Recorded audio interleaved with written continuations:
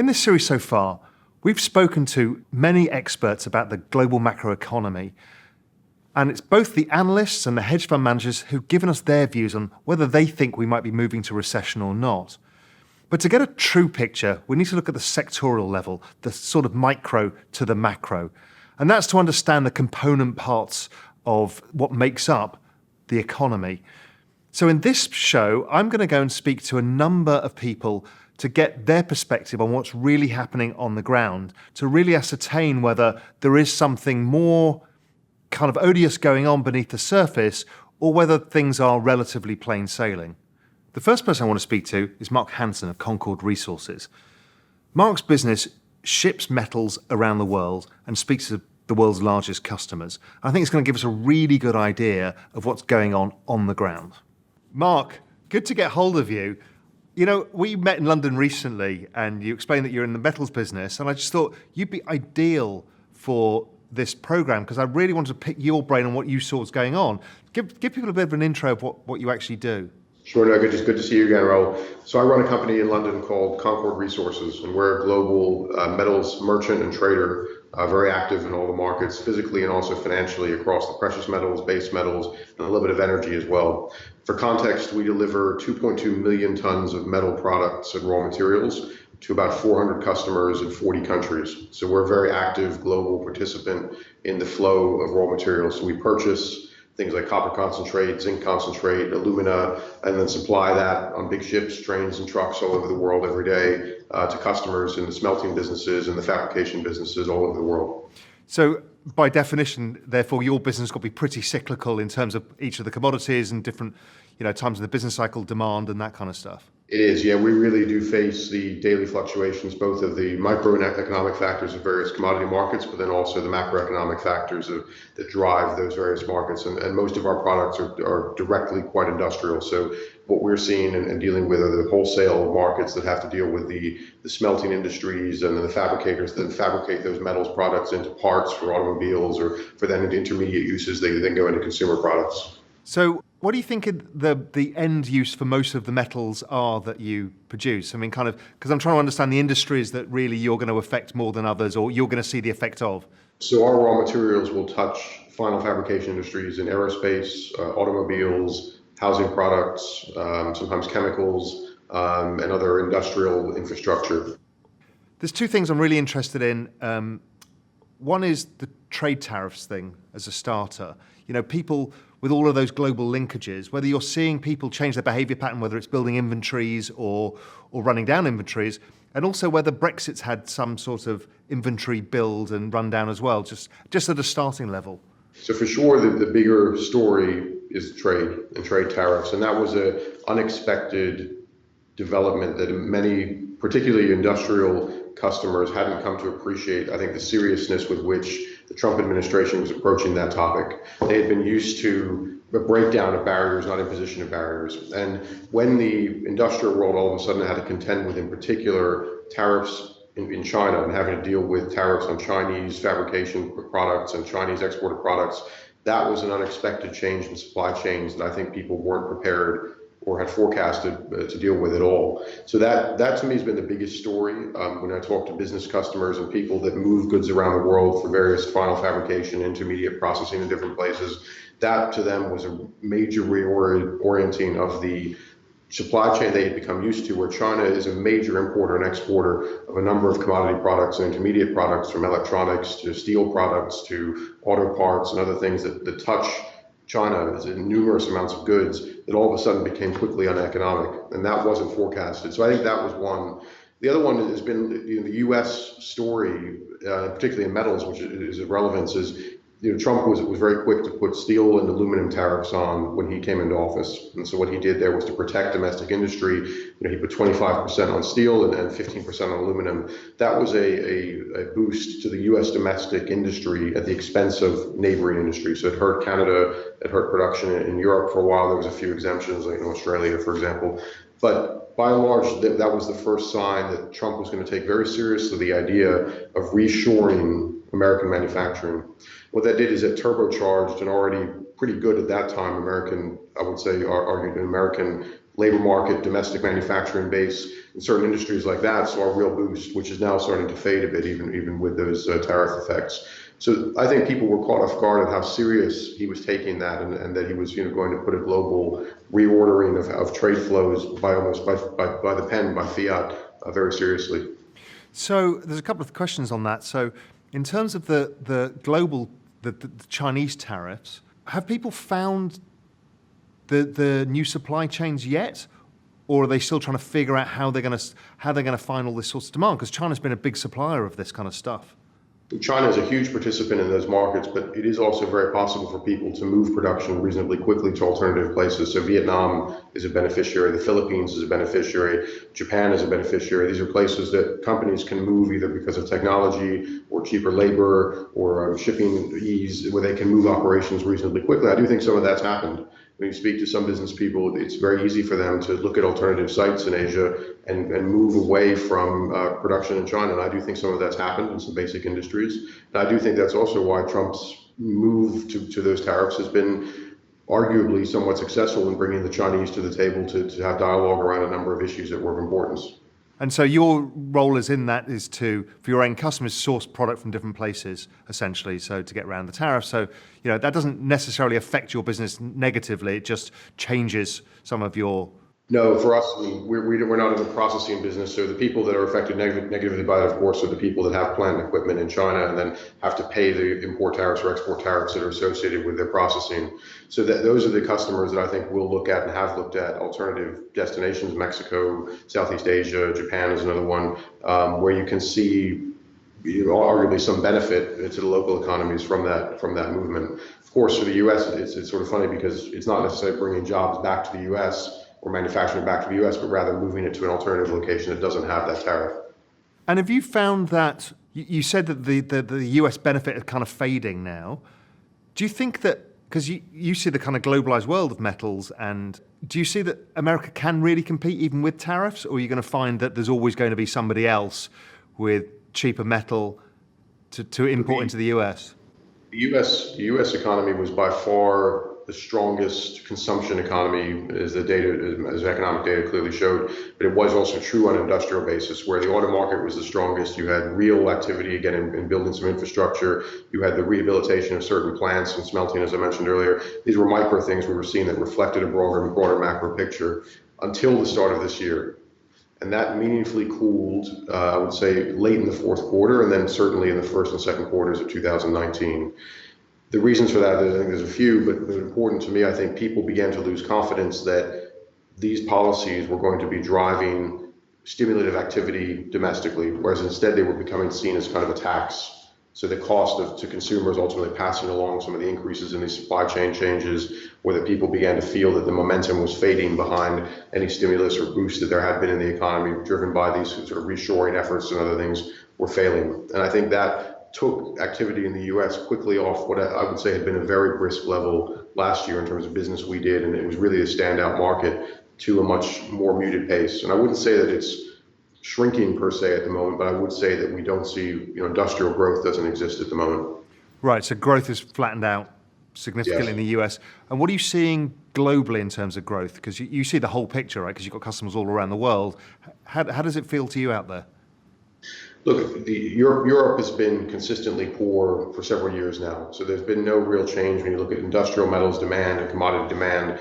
Europe-centric has been poor, I would say, for a number of years, but it's consistent along a level where people don't expect a meaningful pickup or change in that industrial activity, but rather a steady flow of business that reflects normal export markets and normal consumption. There hasn't been a meaningful uptick that I can recall in the last few years in European construction or in the auto market domestically in Europe. Has been flat to weak for a number of years now. That's a reflection, I think, of just what macro markets have told us for a while, is that it struggled to get that kind of traction. Whereas the U.S., since Trump's election, did have a noticeable increase, I think, in consumption, people's plans, business investment. All that was real. And we did see that in a number of opportunities and business development initiatives we took. We own a share in an aluminum refinery in Louisiana, for example, where we're employing people for that operation, for example, was very difficult. We sort of see these micro points where the labor market, for example, was very, very tight. We couldn't hire people to work in some operations we wanted to restart, or where you had to increase wages to reflect that. The U.S. was very healthy, but I do feel that comparative advantage seems to have faded quite a bit in the last 6 months. And the reasons for that are, there's probably a few, but most important seems to be that people's confidence is kind of drained from the business plans they wanted to make, and their certainty in terms of political evolutions of tariffs and other policies has become more of a drag than an impetus to do things. Yeah, I'm getting that impression as well. I just see people are putting plans on hold. And also the US aircraft manufacturing industry is a little bit, there's problems there. We've got problems with the car sector as well. So you just see demand overall just feels like it's slowing down, as you said. It's not yet in recession yet in the US, but it kind of feels like it's slowing. And sorry, Yes. you were about to say elsewhere? I was going to close off by saying that Asia and also sort of EM, if you want to talk just broadly about the EM economies have been, from a commodity demand perspective, I would say very volatile from when there's some markets have been very good some years and some markets have been very bad. A market like Turkey, for example, that previously has been a real excellent market for metals consumption and construction fabrication, fell off a cliff a few years ago with the political developments there, and its lack of the currency and lack of confidence there was a real indicator that economy has been very poor, and it reflected subsequently in industrial demand, which we haven't seen come back. Southeast Asia, similar to China, has also been very quiet, and there's been some signs of that offshoring from China having effects in some smaller markets like Vietnam or the Philippines. I'd highlight there's two countries that are probably better than people think, simply because you've seen more business activity come from other countries, from China in particular, there for investment.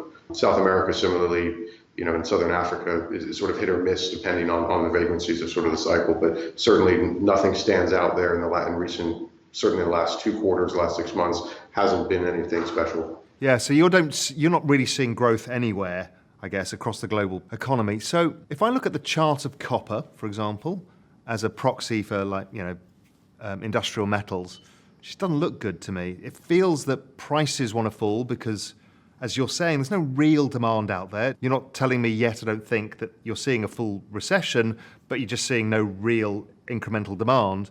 And that copper chart worries me that the whole metals complex can come lower. And also I'm worried about the dollar going higher as well, which obviously has a big impact on your business. Any thoughts on kind of metals prices because of demand and the currency side? Two most important drivers you just highlighted. One is the dollar. And so for all metals, a key driver is the direction of the US dollar. It certainly has, I think, surprised a number of market participants that the dollar has remained as firm as it is, even with seemingly, with the bond market moving as it has, and with the expectation for easing from the Fed as it has. That's confounded a lot of commodity market participants. At the same time, we have pretty significant short positioning across the metals markets, and copper in particular, I would highlight recently, has had very strong signs that the market did turn very short as part of that expectation of slowdown. Yet the price has failed to make any real significant negative headway.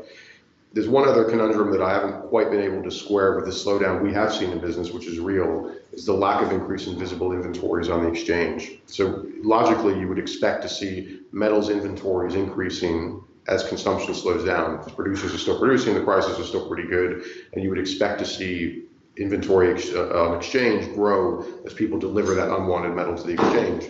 That hasn't been happening in any meaningful sense across the LME metals, which is interesting because, and it's not something I can fully explain yet, but it sort of suggests that things aren't as bad as we might think in terms of metals supply-demand balance, even though consumption is reasonably weak, and metals premiums, which are the prices that are paid over the exchange prices to deliver the goods into certain locations, they're poor, but they're not horrible as well. So for the moment, I feel that we're in this sort of zone where people expect things to get better in the next 6 months, therefore continuing to stock up on their products as they would expect, but not budgeting for any sort of major increase. And therefore, we haven't seen the backup of inventory yet, which would be the clear bearish sign to look for when going short copper or another zinc or aluminum or something like that. We haven't seen that yet. Yeah, it's fascinating because we're seeing, from speaking to a bunch of macro people about their view, everyone's kind of at the same point. It's like, okay, everything's now pricing in slow growth, and there's not a clear picture of whether we go into recession or not. And it's kind of like we're waiting for the next 3 or 4 months to see that data. My view is it might be the dollar that does it, but let's see. It certainly could be. A meaningful move higher in the dollar would pressure all commodity prices from energy to copper to other base metals lower. There's no question.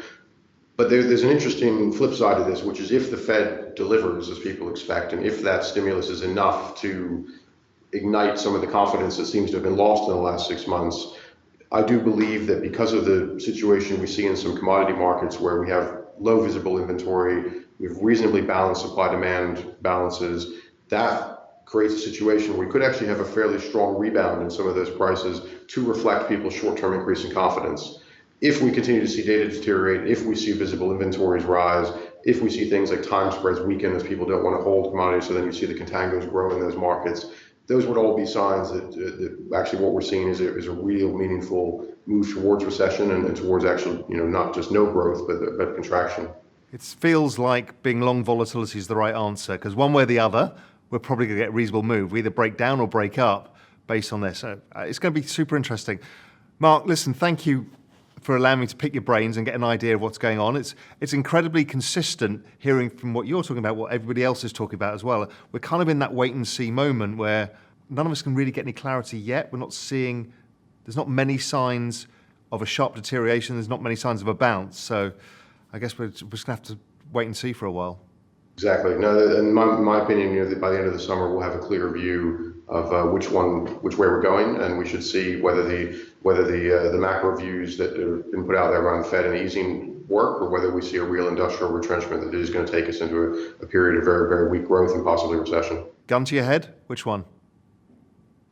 I think we're due for a period where we do see business activity contract and we do see a bit of a pullback, and I think we're overdue for that. And a number of industrial leaders, leaders, CEOs of big companies involved in our industry, they recognize that.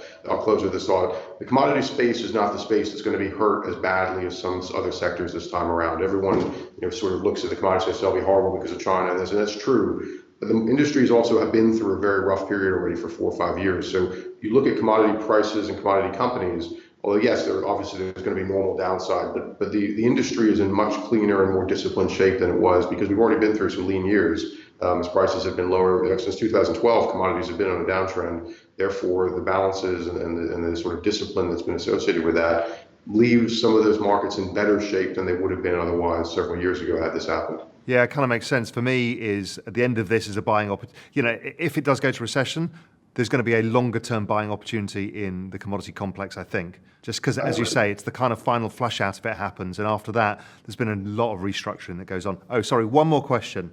Precious metals demand. Yeah, we're very active in some of that space from a trading perspective, and also a shipping of concentrates that contain things like copper and gold. I think those markets are primed for resurgence, and we're seeing it already with investor interest coming back. Physically speaking, I think the business has picked up as well. We deal with a lot of smelters that are active in those products, and that business has gotten, I think, much better in the last few months.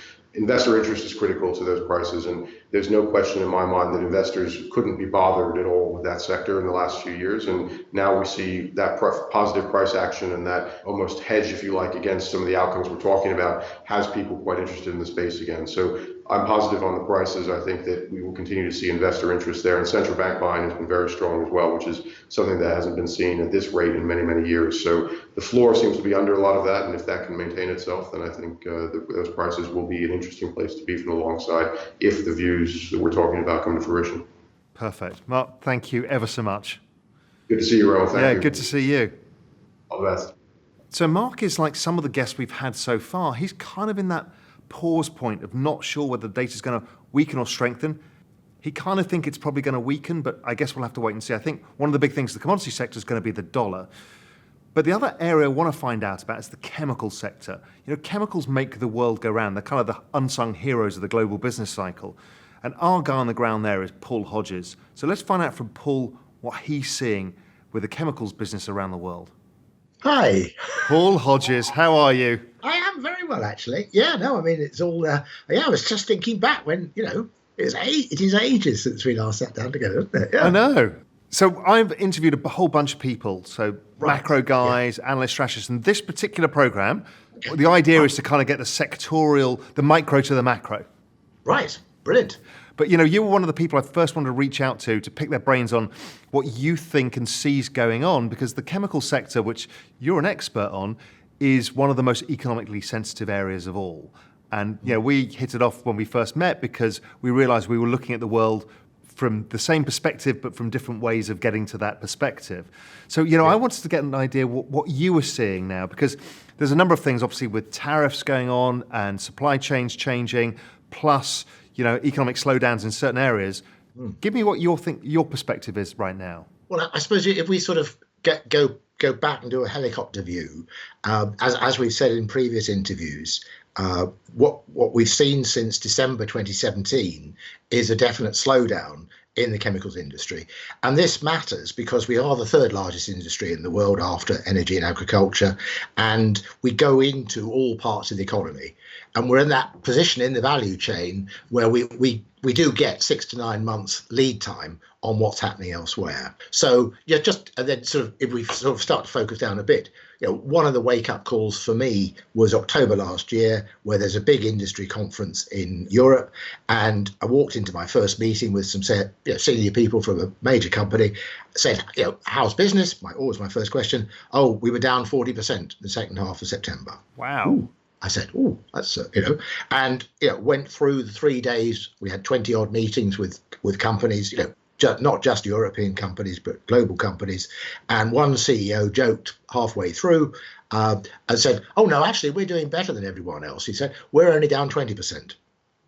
Now, I don't want to sort of say, this is a collapse. What I'm saying is that marked the moment at which we transitioned from a stable, slightly rising picture towards a real significant downturn. And so if we come back, we've now got the May data from our friends at the American Chemistry Council. And normally May would show quite a sizable improvement because it's right in the middle of the second quarter. So car sales should be going well, construction should be going well, all of these things. The weather has been good, was good in May, but in fact, it only bounced by 0.2%. That's less than half of what we normally get in May. So what we're seeing is a deteriorating picture in the industry in almost all of the major markets, and the bounces, and this is something I look at a bit, the bounces are weaker than they used to be, and they're getting weaker all the time. So the outlook for the second half of the year isn't terribly good, I don't think. So when you talk to your clients in the chemical sector, are they getting concerned? What are they doing in terms of inventory builds and that kind of stuff? Are they running down inventory? Where are they in that kind of cycle as well, if they're perceiving growth to be weak going forwards? Well, I talked, in fact, earlier today to the CEO of one of the European majors on exactly this topic. It's difficult in the chemical industry because we have got the geopolitical issues around Iran and the oil market. So it'd be pretty risky for you to destock at this stage because we don't know what's going to happen, what might happen in the Strait of Hormuz. And so, if we wake up one morning and find things on fire and oil prices at $100, that's an easy way of people going out of business. So there's pretty high risks out there. So really what I'm saying is the oil price and feedstocks could be quite important, and we've talked about in the past. This time is just a sort of stable issue. What people are saying, this is what struck me when we talked. He said, look, we don't know. He said, and I've been talking to a lot of my colleagues, we don't know at the start of the month how the end of the month will turn out. There's great uncertainty. Now, so far, he was saying, let's not talk ourselves into a downturn. So far, actually, what we're seeing at the moment is a patchy area. Some areas are very bad. I mean, the auto market obviously is very bad. You see the numbers there and so on. Other markets, if you're in the environmental area, for example, the personal care markets, so actually they're not doing too badly. They even show some growth. So what he's saying is that we seem to be moving away from where we've been over the last 20 or so years, where to forecast growth, you say, oh, well, let's take IMF GDP numbers, and maybe it's 1 times that or 1.5 times that or whatever. And we're now looking at a much more specific. Oh, this niche is doing okay. That one, no, I'd rather, and so on. And so it's very hard to forecast. And have people had supply chain problems from US tariffs? I mean, how are they dealing with that? Well, I mean, we are right at the heart of the tariffs in chemicals because they went on very early, a year ago.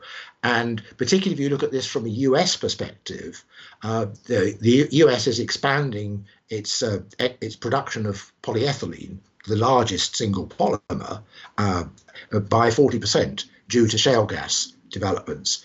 And the idea was that that would mostly go to China because the US market for polyethylene hasn't grown for 15 or 20 years. And in fact, it's probably declining with the single-use packaging problems that are developing and consumers moving away from plastic bags and so on. But of course, in actual fact, because of trade tariffs, the sales to China have gone down over the last 2 years rather than going up. So where is that product? Well, we were slightly lucky, in inverted commas, with the hurricanes, because that actually delayed everything by a year. But now we're starting to be right in the heart of this problem, and there really aren't many places for it to go. But we're seeing much more coming to Europe, for example, but the European market is not growing either. So it's just destabilizing the market. Latin America, the market there is pretty flat, so there's nowhere for it to go. Middle East is already an exporter. So you're getting pressures building up, and the pressures so far are building up in price. So prices are coming down very dramatically over the last 6 or 9 months because people are really having to push hard to get the volume moved. So that's I guess, a lack of demand and plenty of supply, which is the issue. Yeah.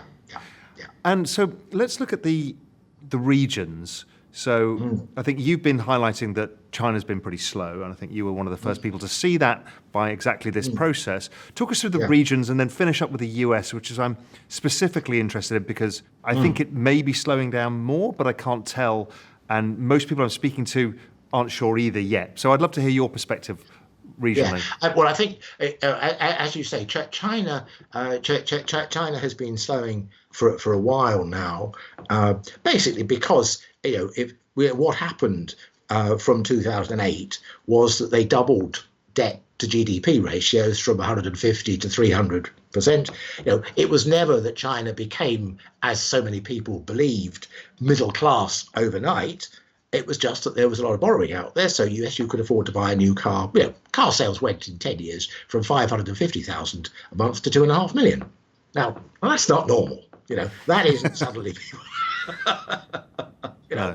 And I think it is important that we recognise that what we've seen in some areas is completely abnormal, and so we shouldn't be too worried.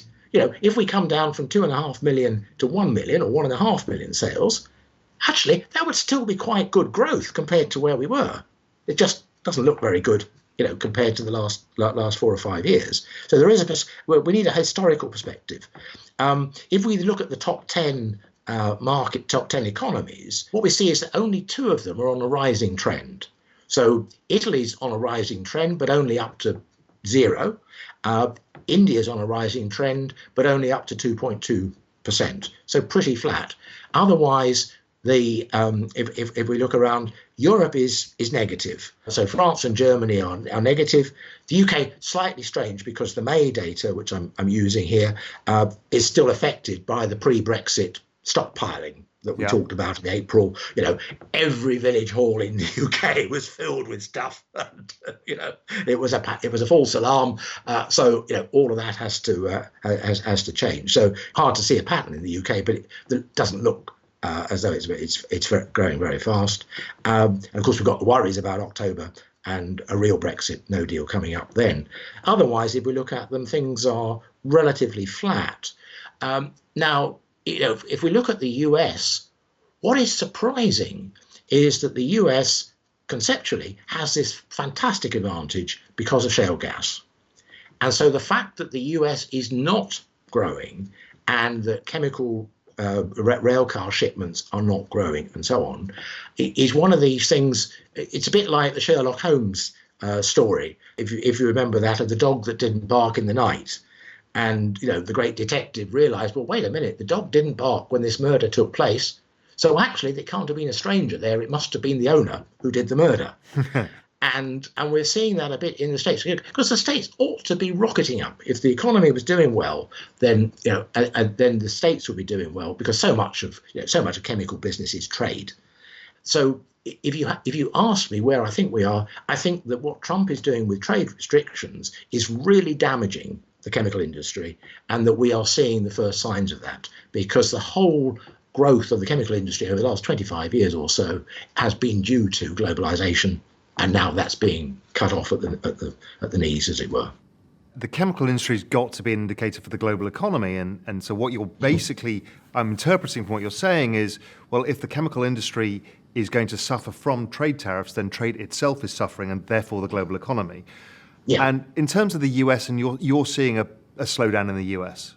Yes, yeah, definitely. And what we're also seeing was, and I think we began to see this 6 or 9 months ago, but there are lots of signs. We look very closely at the auto industry because it's $3,500 worth of chemicals in every new US car, and as you saw, the volumes were down in the second quarter. They were particularly down in June, and at the same time, we look at the used car market, and that was up 9%.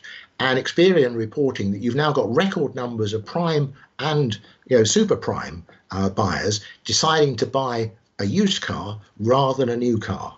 Now that seems very significant to us. That the people with the best credit scores and presumably the best incomes are saying, I need a new auto, but I think the price differential, which is $10,000 or so, I think for the moment, I think I'm going to trade down. Yeah, that is super interesting.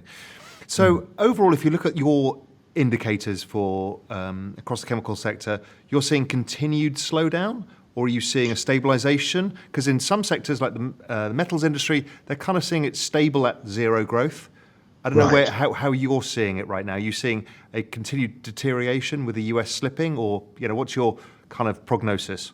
We're virtually on the point of saying we are either in a recession or about to enter a global recession. What could change that view? Well, normally quarter three is pretty quiet because it's the holiday season and everything else.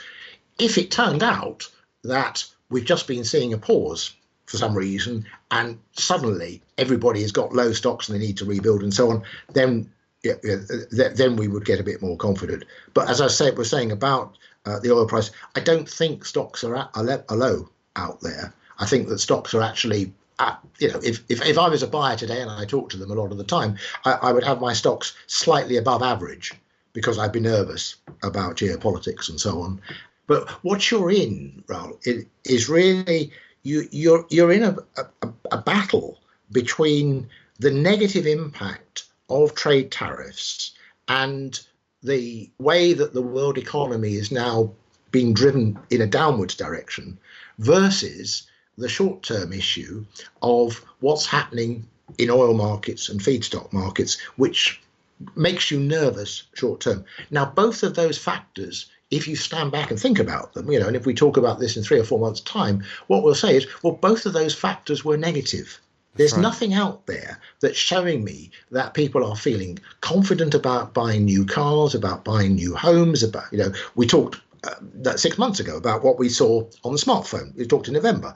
Smartphones sales went into recession.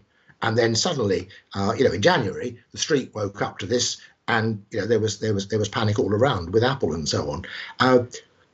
These three core consumer markets, which have driven the world economy for the last 20 years or so, they're looking pretty weak.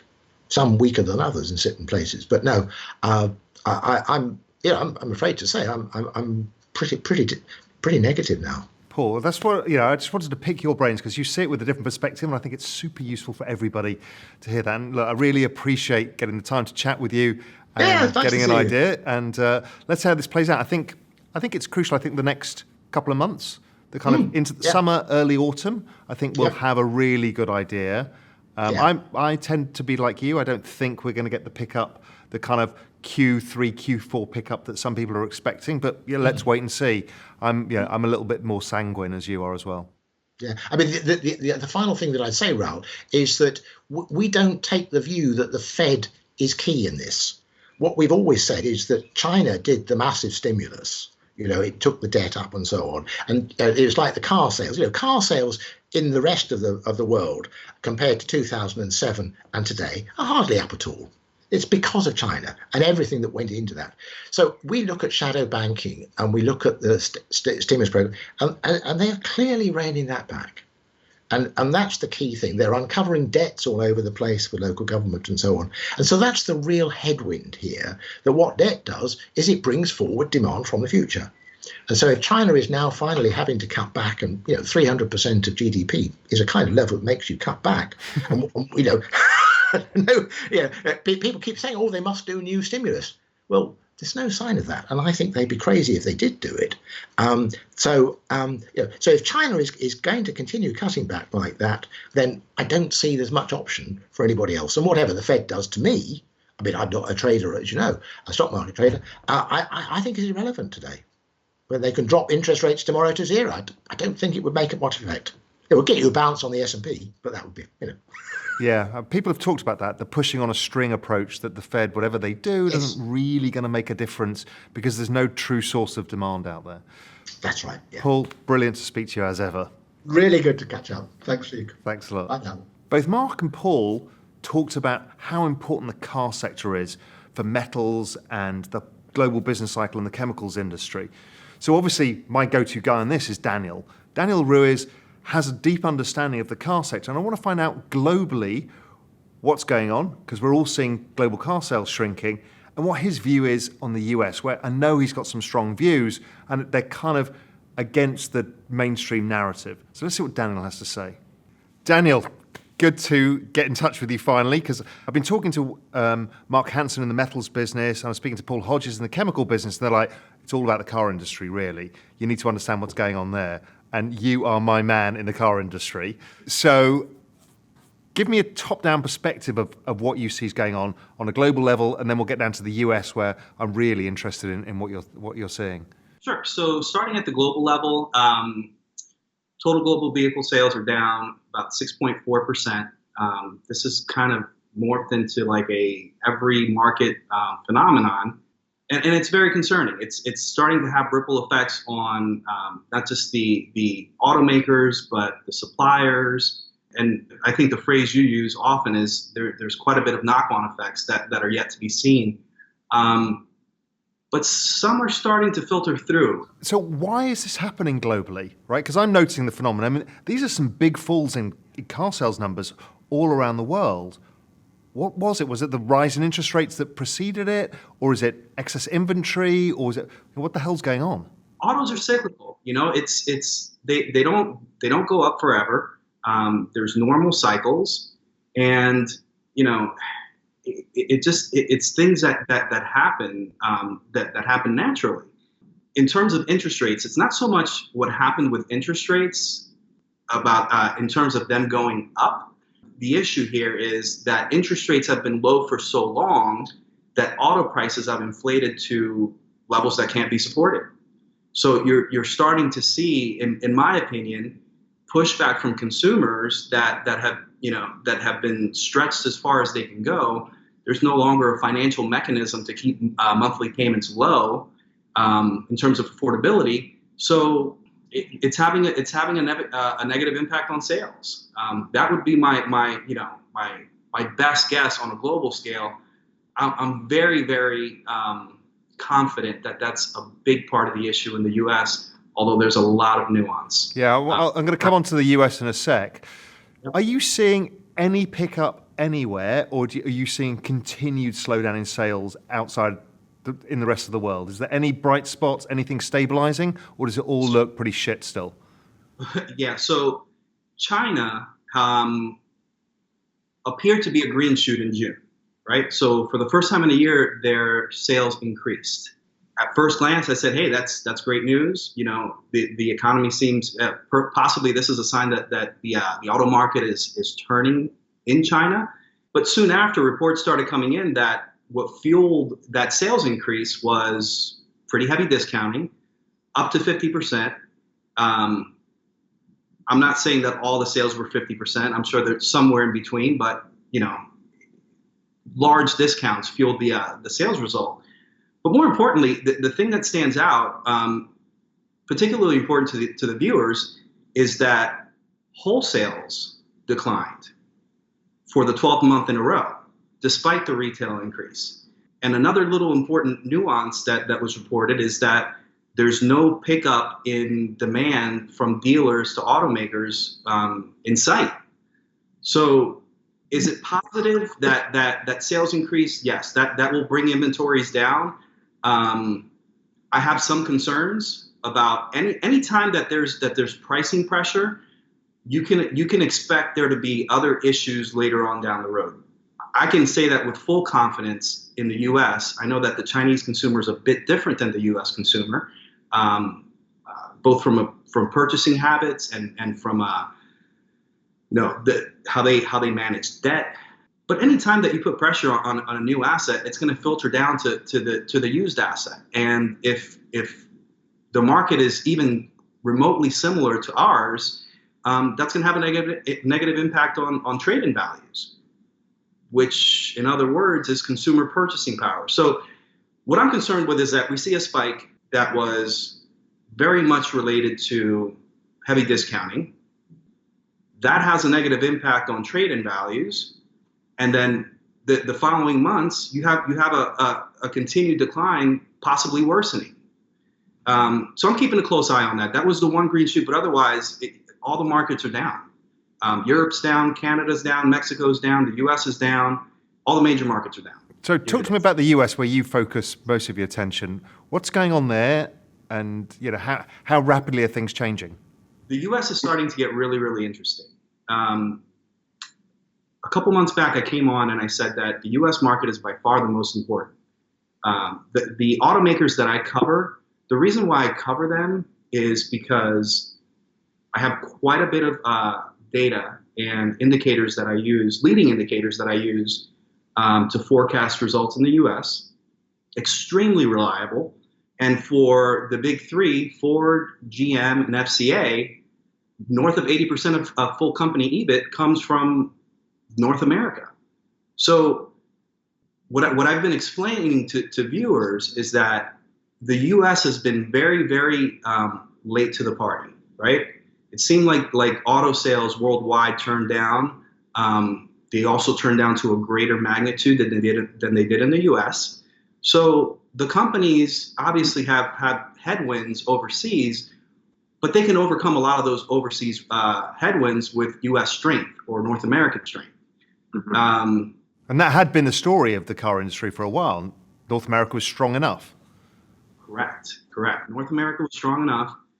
At some point in time, I think if we have time during this interview, we should discuss the bull case for autos, because it's extremely important that folks that are watching this understand the other side. And quite frankly, why I think it's over, which we can discuss in detail as well. So what is happening to U.S. growth? What are you seeing? Your forward-looking indicators, how bad is this going to get? I have three indicators that I use. One's a short term, one's a medium term and provides confirmation for my forecasting, and then one is a long term. So my short term indicator is day supply. And day supply is really, really simple, a really simple calculation, but when used properly, it is the absolute best indicator for the automotive industry. Because in essence, what you're doing is you're counting based on a sales rate, how many days it would take for you to run out of inventory, right? Based on the amount of inventory that you have. So you can assume that if the rate of production is equivalent to the rate of sales, then you have a very, very steady day supply of vehicles. However, when you see a spike in day supply, you know that there's an imbalance between production and sales, that supply is outweighing demand and vice versa. So there has been some improvement in day supply when you look at it on an overall market basis for the U.S.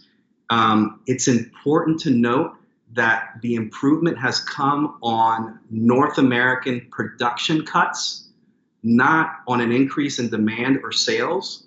And when you start taking it a little bit deeper and you start looking at the companies that I cover, for example, Ford, GM, and FCA, there's still risk in that indicator that suggests that there's going to be further production cuts down the road.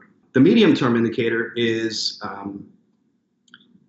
my wholesale estimates. So in essence, I can take day supply and forecast sales. It's a great indicator for that, as I just explained. Wholesale estimates that I provide my clients are extremely accurate, within a 1% to 2% margin of error. So they provide confirmation on a monthly basis and then quarterly before earnings. We need to discuss those, and because I think there's going to be some surprises in Q2. I thought they were going to be coming in Q3, but some are going to show up earlier. And that's a surprising weakness, you're thinking? Yes, and confirmation to a bigger theme that I have going right now, which is critically important and I think largely misunderstood. And then the long-term indicator, which is an important piece of the puzzle, is time to equity. So time to equity, in essence, what I'm looking at is what a new vehicle buyer's loan looked like 3 years ago.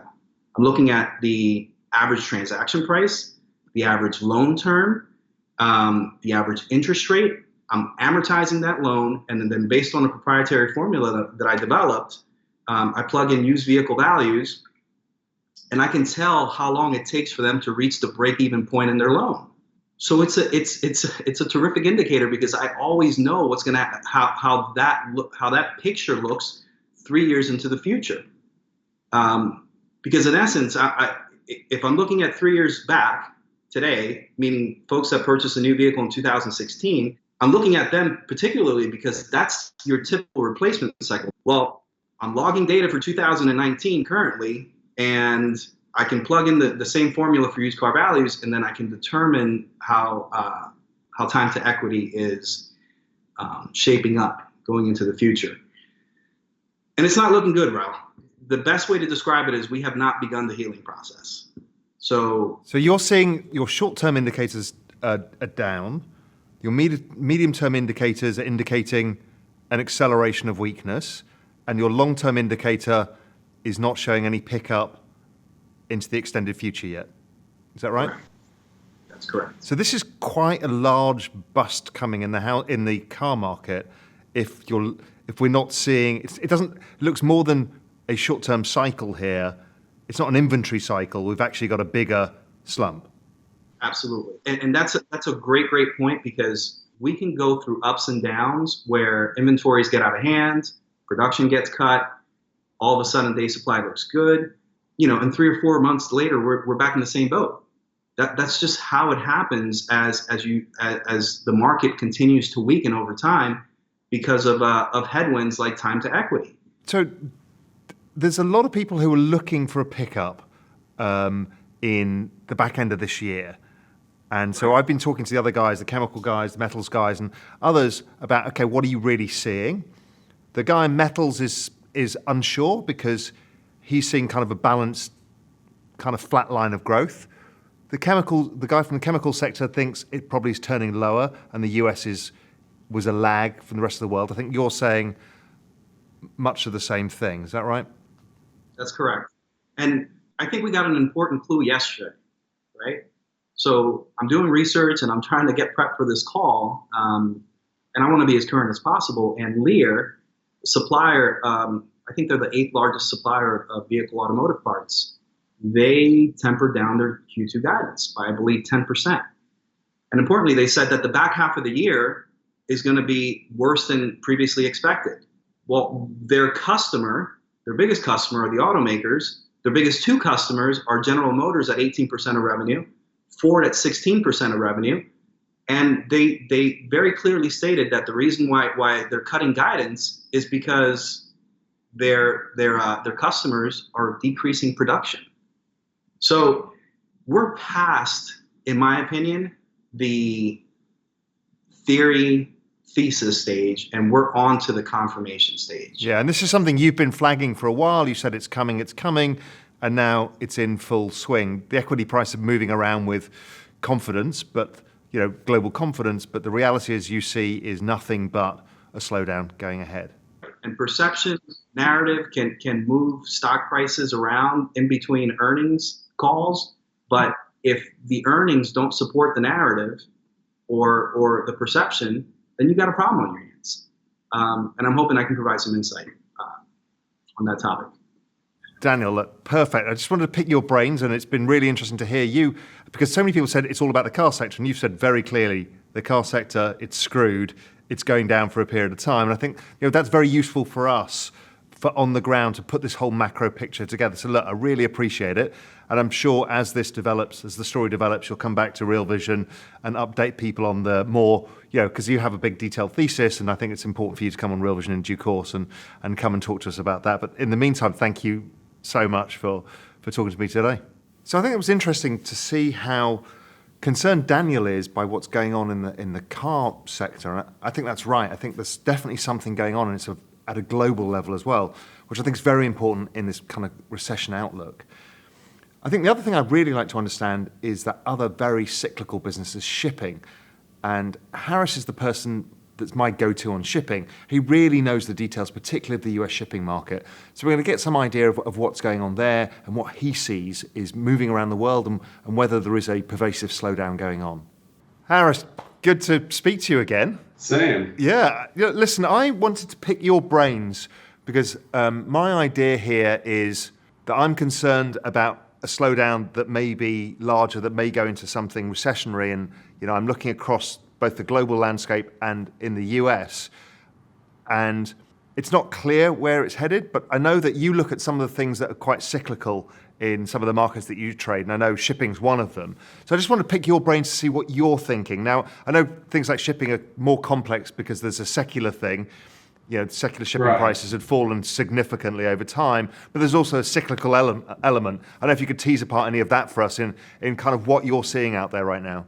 Right. So, global macro, I'm seeing similar things you are. The world trade seems to be slowing. When you look at shipping, it's a little bit different because you have multiple forces at play, particularly with what's happening with IMO 2020. IMO 2020 says that all vessels starting January 1st have to only burn low sulfur fuel, or they can install them scrubbers. And what that's doing is it's forcing vessels off the market as they install scrubbers. So supply is contracting somewhat. Also, a lot of older vessels are getting scrapped because they're not going to be fuel efficient. This new low sulfur fuel is very expensive compared to the previous fuels. So you're seeing a lot of older vessels getting scrapped. So on the supply side, you're seeing contraction. On the demand side, we're going to have to see what happens. The trade war obviously has multiple drivers, and shipping isn't this monolithic thing. People look at the Baltic Freight Index, but there's many different categories of shipping, subsectors. So when you look at something like containers, demand for Chinese containers going into Los Angeles is slowing. But when you look at other things like Baltic freight or crude oil, anytime you have trade wars and trade disruption, it means that the number of vessels on the water have to go further, and the number of ton miles increases. Take the situation with Venezuela right now. It used to be that America imported a lot of Venezuelan crude. That's now all become circuitous, where Venezuelan crude goes somewhere else, and then eventually usually comes to America. And Venezuela, which was importing refined product from America, is not directly importing it, it's going somewhere else first. So what that's doing is it's increasing the shipping routes, and it's increasing the number of ton miles, and it's actually buoying prices, even though the global economy and world trade, and especially indexes you look at like cash shipping index, are showing serious declines. It hasn't yet hit shipping, and if anything, I think shipping is doing quite well. Yeah, it's interesting because one of the people I interviewed as part of this program, a guy called Mark Hansen, he runs a metals distribution business essentially, so metals trading and distribution. So he's shipping metals around the world. And the same thing, all these supply chains breaking has meant there's more shipping going on as everyone's scrambling to find new supply chains. But what he's seeing on the supply side for that and demand for that, he can see, but what he saw was the overall demand for metal itself was falling. That might be the case. Yeah, and I think it's interesting with Port of Long Beach and some of these kind of things to see that container shipping seems to be slowing, and that would be an indication of global demand. Would that make sense? Right. Containers is one of the most direct indicators of global demand and the import of stuff into America that's consumer products. And I think that's definitely slowing. But when you look at other indexes, Baltic Freight Index is at multi-year highs right now. And that's because U.S. soybeans don't go to China anymore. They go to Brazil. Brazilian soybeans go to China. It's just made all the trade routes longer. Yeah, exactly. So shipping itself is not necessarily it's not a bearish thing, but within that, you need to kind of flip out, you need to tease apart, there's two stories going on, or maybe three, actually probably three stories. One is the change in fuels. So that's a big one. Yeah, that's huge. Then there is the new shipping routes, which is another big story. And then there's probably a falling of demand in world trade within that whole sector. So it's a really complicated thing, which is interesting because a lot of people will look at Baltic freight and go, well, the world's fine. But what you're actually telling me is, no, Baltic freight is fine for a bunch of very specific reasons. Does that make sense? I'd add one other reason, which is that you're in year 10 of a bear market in dry bulk, and these vessels last about 20 years. And after these guys have been ordering vessels for 10 years and losing money every day, they stopped ordering any more vessels. And so the supply is cutting off. Remember, if you take rates to zero, it's very easy to buy vessels, and especially when you have Chinese and Koreans and other state banks giving interest-free loans and very high LTVs, you have these Greek guys that kind of are saying, meh, if it doesn't cost me anything to hold on to it, let's just take 3 more boats and we'll figure it out later. And so that lasted for a decade, and you had this oversupply thing. While the financing cost is very low, you still have operating costs. If you're losing a few $1,000s a day operating these things, eventually you go broke. And it's taken a very long time because of the low interest rates to go broke, but they've all gone broke, and they stopped ordering. And when a vessel hits 20 years, it gets scrapped. So you're starting to see more scrapping pick up, especially with IMO 2020, and you're starting to see less ordering. So what you've had is sort of a shift, and that's why it's a cycle that's unto itself. Are there any other areas that you're seeing that maybe we can tease out some economic indicators from within shipping, for example? Not in particular. Most global trade continues no matter what happens with the overall economy. In shipping, when you really think about it, you're looking at very small changes in supply and demand, 1%, 2%, 3% a year that then have huge changes on shipping rates. And with IMO 2020 and the vessels that are coming offline right now to get scrubbers installed, you're seeing that shrinkage in supply, and that's why rates have been bid up.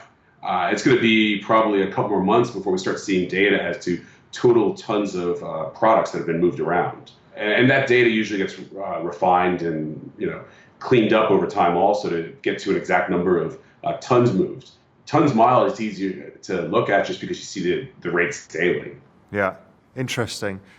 One thing I've noticed is also is air freight and other freight, rail freight, air freight. They're all in free fall right now. It's really... Yes. I mean, rail is terrible. Every week, and this is one of those data series you get weekly, actually, from the U.S. Rail, and every week it's sequentially worse. And it's pretty amazing to see this just roll over. You look at CAS, you look at Asian air freight, it's comping -20 or something. It's really quite surprising. I'd add one more thing on the shipping side, which I think is really interesting.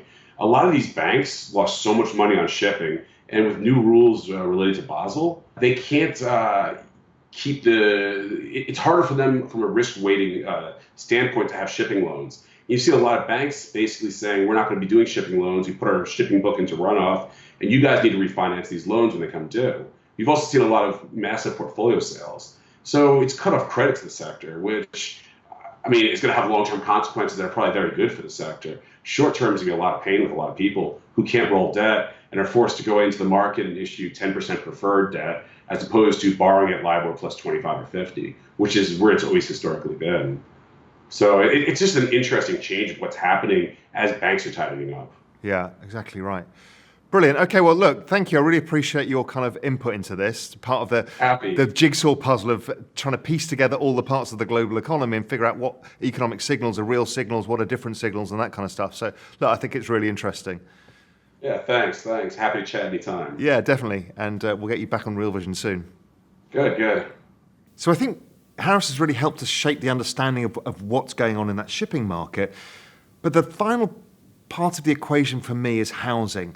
And I know housing is not really the epicenter of what's going on right now, but there are signs, I think, and I showed it in my first video, that there is a slowdown in housing. I think housing knocks onto consumer confidence. So it's something we should understand. So I wanted to speak to Keith to find out what Keith thinks on the housing market overall, because I know he's looking at some forward-looking indicators that might really help us. Keith, great to finally get to talk to you. I really wanted to pick your brains about the housing market, because you're one of our experts on the housing market. So I really wanted to get an idea of what you're seeing in the top-down picture right now.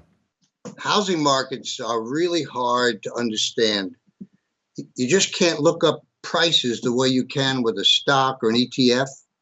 And that's why there's so much nonsense that have been written about housing markets for forever.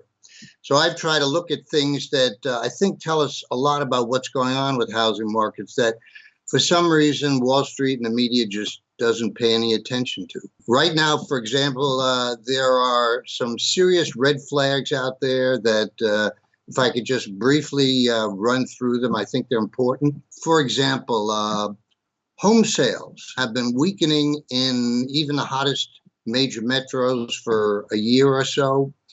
Some of them, most of them are down double digits. Now, slowing home sales by itself isn't necessarily a problem, but combined with that, you have the rising inventory of homes for sale. 2 months ago, it was in the hottest market in the country, Silicon Valley, San Jose, was double the inventory of a year ago, and it's still up substantially. The other hottest markets, Seattle, Denver, LA, are all showing pretty substantial rises in inventories. You put those two together, and that it suggests to me that we're going to see, and we have been seeing, increases in reductions in home prices. The last thing I'd point out is the media pays no attention to this whatsoever, but for years I've looked at it closely. What about investors in housing markets? They've been a factor forever, but there's some evidence the last couple of years that investors are playing an even broader role in housing markets. And had it not been for that, I think there was a good chance that home prices would have already plunged. Let me give you an example. The largest website out there in terms of advice and information, good information for investors in single-family houses, is called Bigger Pockets. 2 years ago, they had 700,000 members. Now they have almost 1.5 million. And they took a recent survey. They have a lot of good information. They took a recent survey. Okay, it wasn't an enormous survey, but it showed that in the last year, those surveyed, 80% of them had actually purchased in the last year. So I think that the role of investors, let's just say in the last 18 months, has increased. Now, the numbers are all over the place, so it's really hard to get reliable figures. What percentage of homes now are being purchased by investors? But I think my best estimate is 20 to 30% are investors. And these are not flippers. These are people buying to invest and to rent out because they think that it's still profitable. I think they're probably wrong, especially in the hotter markets. But you take away those 20 to 30% of buyers, the market just implodes. It's as simple as that. But I'm working on this on my next column, but it's hard to get really reliable numbers in terms of what percentage are now buyers, but I think it has been increasing the past 18 months, and it's crucial, much more important, for example, than foreign buyers. The Chinese buyers, we know they have gone away, but this is much bigger than that, 30% of the entire market. So Keith, are you concerned about a broader slowdown in prices going forwards? Is that what you're looking at? Something that's kind of less benign than we're seeing right now? Well, that's the question. I get questions, Keith, is this just a slowdown? The prices are no longer, maybe have flattened out, but that it's something temporary, or is it longer term? And I just don't see anything at all that could turn around this trend. I just don't see it. Buyers, they have an extreme interest on the housing market, but what could turn it around, for example, so that more millennials can purchase? That's just not going to happen. The fact that inventory is rising is just telling me that you can't find enough buyers at these prices. Well, if that's the case, then the only alternative is what? They start reducing their asking price. And like you, I don't like to make predictions, but the more red flags I see, the more I think that these housing markets have topped out and that we're heading lower. I'm not saying necessarily it's going to be like 2008 through 2012, but I'm not saying that it's not. One of the other things that you were suggesting there, that demographics plays a role. I mean, that's something I look at a lot. Do you think that there's a supply of property that comes from the baby boomers and the millennials aren't able to buy yet because the prices are so far apart? Is that a key element here that means there's an ongoing amount of supply that could lower prices or flatten prices for the next 10 years or so? Is that something that's within your framework? Yeah, I mean, demographics are important. I don't think they're as important as these other factors that I mentioned, but you certainly have to consider how many millennials can afford at these prices now, and the numbers out there are pretty frightening. But like you, I mean, numbers tell me a lot. And if you take a look at the numbers that I mentioned, they're all suggesting that you can't find enough buyers at these prices. And, as with stocks, if you can't, then prices will go down. It's just harder to trace them. I just saw today, Atom Data, a reputable data supplier about housing markets that I have used. They said, median prices just hit a record high. Well, so what? I never talk about median prices. They don't tell you anything. They hide a lot. It depends on the mix of houses. And between that and Case-Shiller, that's what everybody looks at. To me, they tell you nothing. That's why I've been looking at these factors, which I think suggest what's really going on in housing markets. It may not be going on in the smaller markets, but I don't focus on smaller markets because people are interested in what's happening in the 50 largest metros. That's where the markets are really made. So what you're suggesting is that maybe you've got a leading indicator here with inventories building up, and that inventory build-up is a future indicator of prices falling. One of the things that I'm thinking about in my world is if prices are falling, does that mean that we're going to start seeing confidence hit as well? And does that filter through to the broader economy? Does that make people less liable to buy cars or less viable to invest in the stock market if they see household net worth coming down as their house prices come down? How do you see that playing out? Yeah, I mean, I try not to say that the world is falling apart and it's going to happen tomorrow and batten down the hatches. But I think I'm also comfortable in saying that if we've topped out and in prices in certain metros, even the hottest ones, Silicon Valley, prices have started declining. If that continues, then certainly likely that inventory of unsold homes will increase. People who there are a lot of people who have held off putting their house on the market while prices were going up. If they no longer think the prices are going up, they will start putting them on the market, which will add to the inventory buildup. And you can just see this thing beginning to snowball. And I just, there were reasons, as I've written about for 6 years, why prices went up. It was an artificial reduction in the supply of homes because the servicers stopped foreclosing. It had nothing to do with demand. It's the supply side. And they can't do that anymore. There are still millions of delinquent properties that are out there that have to be dealt with. At some point, the banks and the other lenders are going to have to start putting them on the market. All of these things, you add them all together, and I just don't see how this can turn around. I think we're really at 2006. You know what happened then. Keith, that's my take. Keith, well, fascinating to talk to you. Thank you so much for giving us a bit of guidance on this housing market.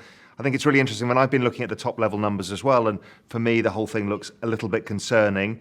As yet, it doesn't look like it's falling off a cliff, as you say, but it's concerning enough that we need to pay attention. And if the economy starts getting a little bit more sluggish as well, housing, I think, will go with it. Great to talk to you, and keep up the great work. Thanks so much, Keith.